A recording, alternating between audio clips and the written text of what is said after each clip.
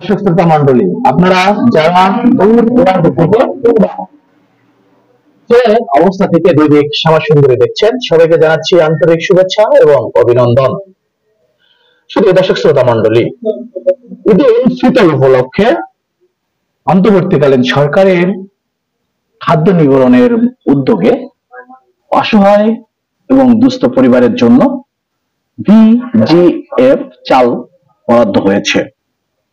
সেই চাউলের বরাদ্দর তালিকাটি ওয়ার্ড ইউনিয়ন কমিটি গঠন করে পরীক্ষামূলক এবং যাচাই বাছাই কমিটি তৈরি করার কথা থাকলেও কোনো নিয়ম নীতির তোয়াক্কা না করেই সেই তালিকাটি প্রণয়নের কাজ চলছে,